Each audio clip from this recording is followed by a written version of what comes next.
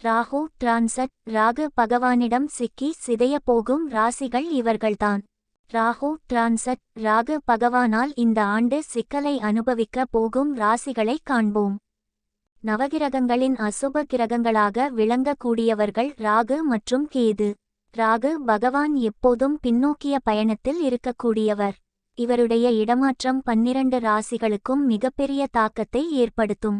சனி பகவானுக்கு பிறகு மிகவும் மெதுவாக நகரக்கூடிய கிரகமாக இவர் விளங்கி வருகின்றார். அதனால் ராகு பகவானை கண்டால் அனைவரும் அச்சப்படுவார்கள். ராகு பகவான் எப்போதும் கெட்டது செய்வது கிடையாது. அமருமிடம் பொறுத்து சில நேரங்களில் நன்மைகளையும் செய்வார். கடந்த ஆண்டு அக்டோபர் மாத இறுதியில் ராகு பகவான் மீன ராசியில் நுழைந்தார்.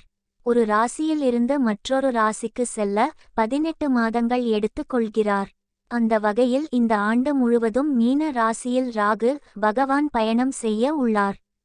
ராசி மாற்றம் மட்டுமல்லாது நவகிரகங்களின் மற்ற செயல்பாடுகளும் 12 ராசிகளுக்கு தாக்கத்தை ஏற்படுத்தும். அந்த வகையில் ராகு பகவானின் இடமாற்றத்தால் மோசமான தாக்கத்தை பெறப்போகும் ராசிகளை இங்கே காண்போம். கன்னி ராசி. ராகு பகவானின் தாக்கத்தால் உங்களுக்கு சில சிக்கல்கள் ஏற்பட வாய்ப்பு உள்ளது.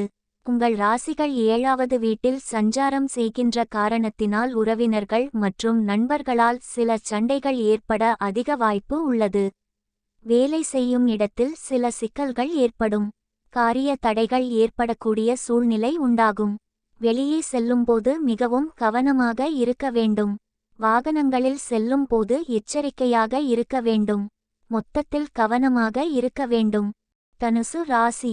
ராகு பகவான் உங்களுக்கு சிக்கல்களை ஏற்படுத்த அதிக வாய்ப்பு உள்ளது. உங்கள் வாழ்க்கையில் வசதிகள் குறைவதற்கான சூழ்நிலைகள் உண்டாகும்.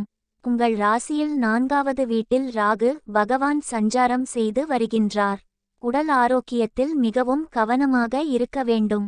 மேலும் அதிக கவனம் கொடுத்து உடல் ஆரோக்கியத்தை மேம்படுத்திக் கொள்ள வேண்டும். அலட்சியமாக இருந்தால் சிக்கல்கள் ஏற்பட வாய்ப்பு உள்ளது. கும்ப ராசி.